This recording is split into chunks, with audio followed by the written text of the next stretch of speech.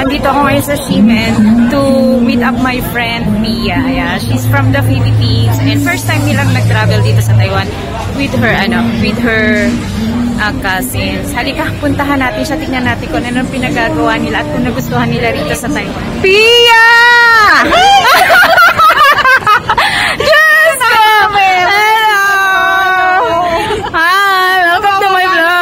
Diyos ko, niligaw-ligaw ako doon lang pala diretso. May parking ba dito? Inisip tayo, wala naman yatang parking. Andun.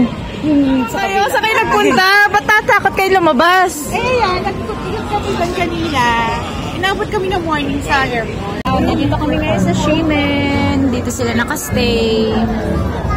So yun, dyan, mga street food. Yung mga tinda tayo parang bazaar. Bazaar. Culture shock ka? Fairport. Ang tagal naman. Tagal. Hindi, dapat pala kasi nagpasundo na lang kayo. Kanino? Dito sa hotel. Magkano naman? Hindi ko alam kung ano magkano. Kasi minsan may mga package sila, di ba? Kaysa mag-antay kayo. Tapos ang tagal nung Kasi ano sinasabi mo kanina? Wala, mabait sila, mabait. Kaya sign language sila eh.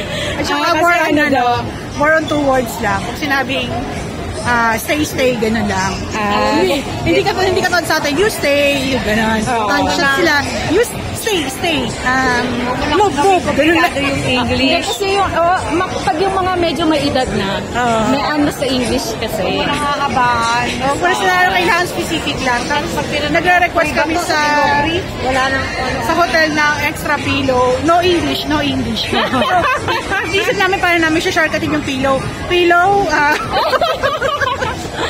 Sana na gano'n kami Google Translate. Gano'n yung ginagawa ng iba dito. Siyempre dapat may accent. Paano mo sasabihin?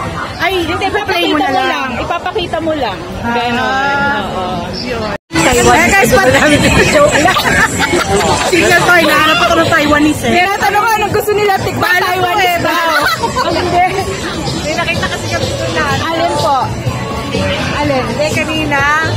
Ayun o, yung famous. Yung mga dim sum. Number 1 so namin. Points. Ayan. Hindi kami magkita sa Pilipinas, pero hindi ka nakita. Yung tamak yung hindi sila talaga more on English. Yung iba, oo. Ngayon kasi mga kabataan lang magaling mag-English. Tapos sa 7-Eleven. Marunong sila mag-English yung 7-Eleven, Bisa? Ito nga, talaga? Oo. Kaya ako. Ngayon, yung pamangkin ko, sumunod sa akin. Hindi siya pumila kasi nga, kaano kami. Ngayon, yung cashier, hindi niya siguro ma-explain. May dumating siyang, na... Kasamahan. Hindi, makilala lang. Hindi. Nag-usap sila. Hindi namin alam, nag-galit na pala si girl sa cashier. Bakit? Kasi hindi ako pumila. So ngayon, sinabi niya din sa may nung Lucky. Ba't marami bang bumibili? Marami. Kaya naman pala eh. Kaya naman siya, patira naman namin, kasama kami. Yun nga lang, magkakaiba ng money. Ayun nga, kasi ang dito, kailangan nakapila kayo kahit sa escalator, yung mga galing sa MRT, dapat nakapila kayo. Galit na pala siya. Hindi parang nilang ninayata. Oo. Gano'n lang sila minsan. Pinakita namin si Kiki. Sabi ko, hindi yata kasi 6 o'clock na. 6:15 pala yun sa amin. Sabi nung driver, yung driver may kukuha ng bag eh. Ilalagay nito sa baba ng bus. Di ba? Okay daw. Namin ang ticket. Akyat na. Sabi nung walang sinasabi. Sabi namin, stay. Lahat kami sabi namin, we're all together, sabi namin gano'n. Gano'n. Tapos, may dumating na girl na Taiwanese, yung mga dalang maleta. Tapos, pinasok niya na sa bus. Kami, nandun pa rin sa labas. Sabi mo, ano yung discrimination? Portal hindi kami, sabi, na-HB na kami, Tapos, makain na. Tapos, hinahayaan lang niya tayo dito. Hindi pa ego na. Ito hindi pa naman bukas yung bus. ang mukhang niya, iwanan kami umalis. Yung pala, yung ticket namin, hindi siya yun. Kasi sabi niya, you stay. Hindi niya sila. May mga number, tapos kung anong oras kayo aalis. Kasi sanay tayo sa Pinas, di ba? Pagkabili, agad. Sa 6:15 pala yun sa amin. So sa amin naman, on time din naman. So ngayon, kami na, hindi kayo yung gamit, nilagay. Ayan friends, kumain kami sa curry house. At hindi nila naubos. So katapos lang namin kumain kami sa curry house. Papasyal natin sila. Kasi natakot daw sila lumabas kanina. Kasi baka hindi raw sila maintindihan ng mga Chinese. Okay lang kung nababasa namin. Yung hindi naman. Di ba may mga English naman? Hindi naman. What do you mean yung ano? Yung mga kalir? Galing kami dun sa kanina. O, paano kami babalik? Walang street name. Okay. So, kailangan tandaan mo yung store. Parang hindi nga ito yung unique ko kanina. Kasi may nakilala na doon kanina 592 kung saan. Nakilala ka na ka? Hindi, may nakita kong t-shirt 592. Wala pa nga eh. Naghahanap siya ng Taiwanese guys. Ay, guys. Ito kasi. Hindi. Definitely. So, ayan, dadali natin sila sa MRT kasi hindi raw nila alam paano sumakay sa MRT. Tuturuan natin sila paano mag-operate doon. So, magpipicture muna kami ulit. Yan, dali natin sila sa MRT para makita nila kung anong mga do's and don'ts katulad ng sa escalator, mga gano'n. Pala silang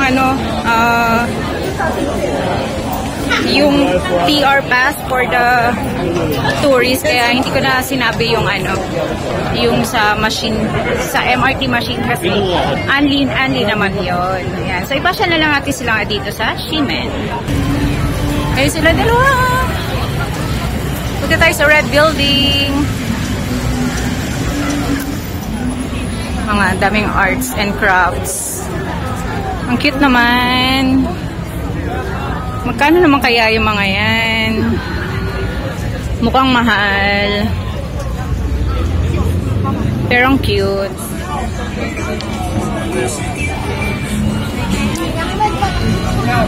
Here, the Ximen Red Building.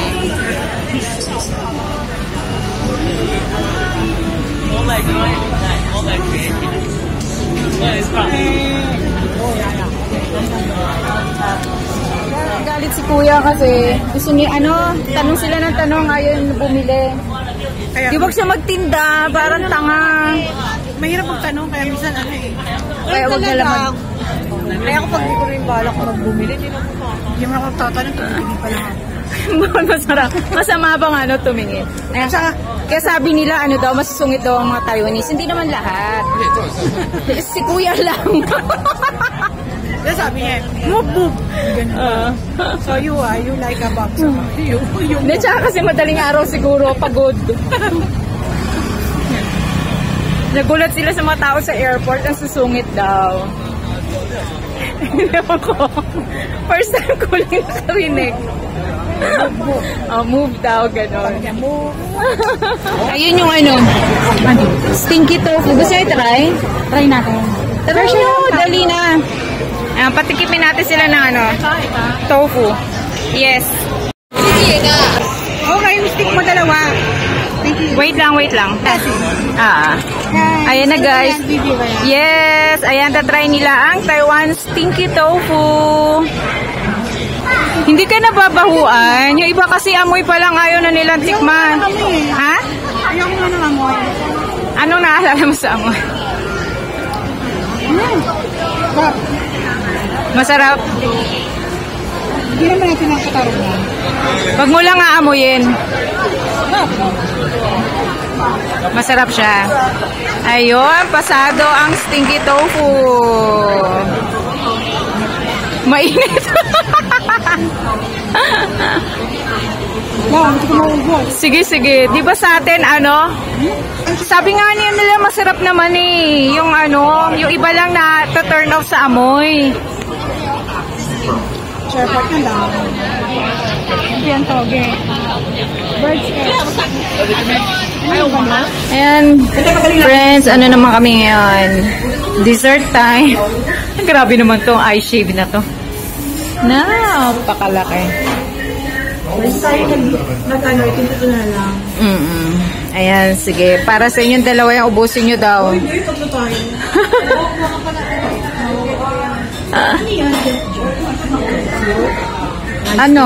Tea. Tapos ito, syrup. Kung gusto nyo. Tikman nyo muna kasi baka matamisan na kayo. Ilan pa tayo? And so, kain tayo ng ice cheese.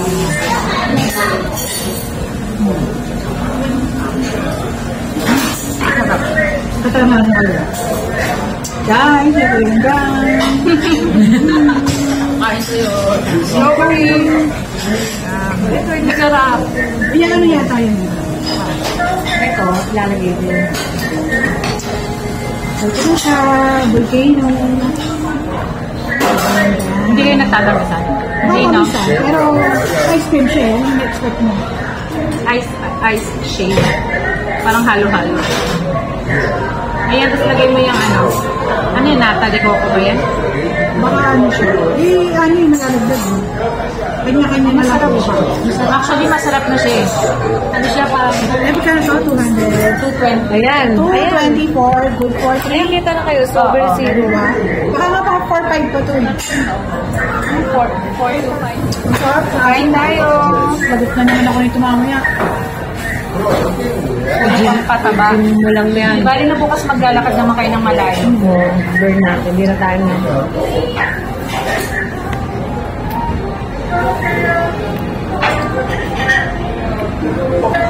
Ito pampaas. Masarap. Masarap nilagyan yan. Grabe na gusto nila ito kinain nyo ngayon. Ano lang sa chicken, madami lang kasi ito ng rice. Ang hirap tayo mabusan. Yung curry, sobrang dami lang ng rice and sauce. Pero okay naman yun. Pati yung stinky tofu na gustuhan nyo. Saka medyo busog lang. Pero kung yung tipong wala ka pa ibang kinakain, baka makailan din mo. Option. Sana kung may time kayo, sa kayo sa yung night market. Saan yun? Sa may Taipei.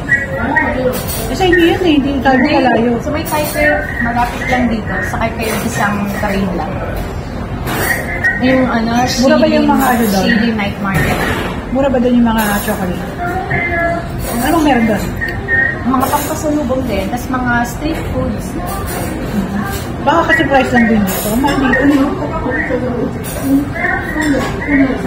Sabi nila doon sa Shiling medyo mahal na daw. Kasi nga puro turista lang. Ay dito rin eh. So namamahalan ka sa tinda dito? Oo. Kasi yung 8,000 mo, magkano na lang 3-4 lang eh. Hindi pa lang mahal na. Diba? Hindi man lang nag-half eh. Hindi, actually mahal na yung mga tinda. Bili ako ng food ko. Ang lang kasi, especially this year, nagtaas ang mga tax. Ang maganda lang kasi pag nagtataas ang bilihin, nagtataas ang tax. Yung mga ganito yan yung sweldo ng mga malalaki doon. Ang dami yun? 30K? Ha? 30,000. Sa pera na natin? Hindi, sa kanya. So, mga 55. Ang sahod niya, malaki. Laki din. Mas malaki ang sahod Kaya mga lang kasi, mga food service, tsaka yung Kaya lang kasi yung lifestyle doon natin. Hindi na nga na problema. Eh di, ay in-expect ko nga hindi kayo more on rice. Pero lahat naman ang napuntahan namin May rice. Ma-rice din kami. Kasi Asia eh. Nag-enjoy ako dito. Saan? Sa Dito, sabihin kahit hindi tayo nag-shot, okay na to eh. I-place. Kasi matagal mo. Ito pampawala ng umay. Okay, inumin nyo. Ayun yung nila, yung ganyan na lasa. Ito kapag umuwi, lagi naman dito. May Starbucks kami tea. Isa din na siya. Lagi siya sa soft drinks. Malang dumating kami, wala pa kami nakain din yun sa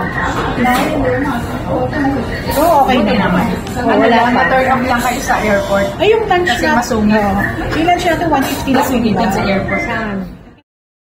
So there you go, youngsters. My friend's first visit here in Taiwan. First verdict is masungit daw mga Taiwanese and lack of English knowledge. And medyo mahal daw ang bilihin.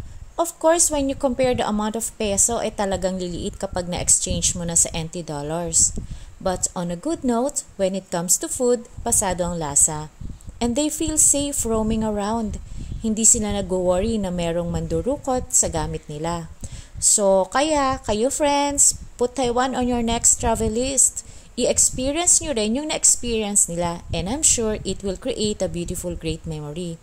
Just give me a message pag andito na kayo ha. See you soon! This is your friend, Jia Yang from Taiwan with Love.